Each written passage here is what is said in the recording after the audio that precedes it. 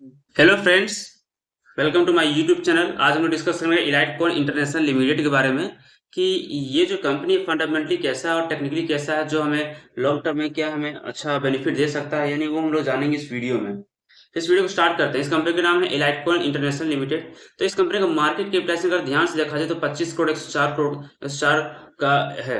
आप समझ सकते हैं इतनी बड़ी कंपनी है। और स्टॉक का पी भी देख सकते हैं 360 का है, तो स्टॉक पे अच्छा खासा ज्यादा है। और करंट प्राइस कितना है? 157 रुपए का। और पीट्रोसिस को देखा जाता है वो 1 रुपए का है। और इस कंपनी में किसी भी प्रकार का यहाँ पे प्लेज नहीं है शेयर। वो अच्छा कंपनी देख सकते हैं, 423 रुपये इसका हाई था और लो कितना था? 3 रुपये 65 पैसे। तो आप समझ सकते हैं कि कंपनी कहाँ से कहाँ तक आई है। ठीक है, तो ये बहुत बड़ी बात है। ठीक है, और इसीलिए ये ये एक मल्टी बैगर स्टॉक हो सकता है, क्योंकि देख सकते हैं 3 रुपये से लेकर 423 रुपये तक का सफर, ये बहुत बड़ी बात है इस कंपनी के लिए।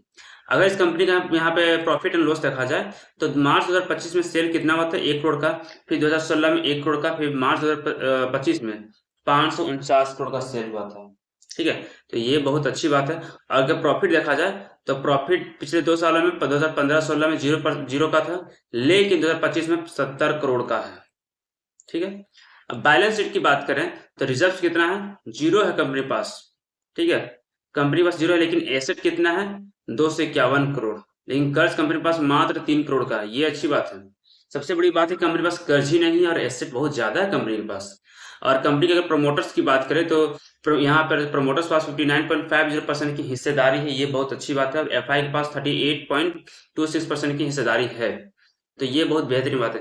मीन्स फंडामेंटली ये बहुत स्ट्रांग, क्योंकि प्रमोटर्स पास अच्छी खासी होल्डिंग है, एफआई के पास अच्छी खासी हिस्सेदारी है, कंपनी के पास कर्ज है ही नहीं, कंपनी के पास एसेट ज्यादा है, कंपनी का सेल बढ़ रहा है, कंपनी का प्रॉफिट बढ़ रहा है। तो हर एक चीज बेहतरीन है यहाँ इस कंपनी के आंकड़े।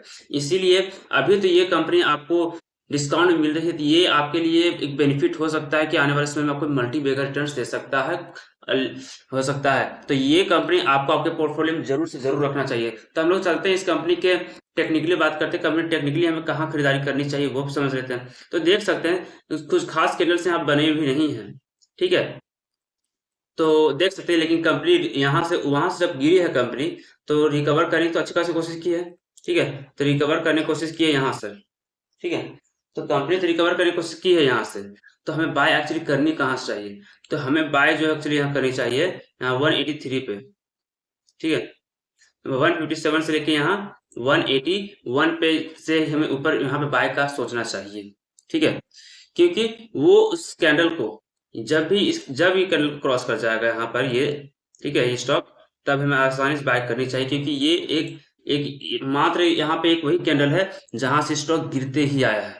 ठीक है, तो वहां से अगर हम लोग देखें तो वहां से हम लोग बाय करने के लिए सोचना चाहिए। और हालांकि ये जो स्टॉक फंडामेंटली स्ट्रांग है, जो आपको लॉन्ग टर्म में बहुत बेनिफिट दे सकता है। मैं इसका टारगेट नहीं बताऊंगा, क्योंकि ये अभी वहां का तक का सफर थोड़ा सा लंबा है, लेकिन अगर आप इसमें एंट्री करें तो 181 रुपीज का ऊपर ही करें। ठीक है, उससे पहले बिल्कुल भी ना करें, क्योंकि इन्हें जो स्टॉक आगे पीछे होते रहेगा इसीलिए। ठीक है, और अगर मेरी जानकारी आपको अच्छी लगी हो तो मेरे चैनल पर लाइक और सब्सक्राइब करना बिल्कुल भी ना भूलें। Thank you.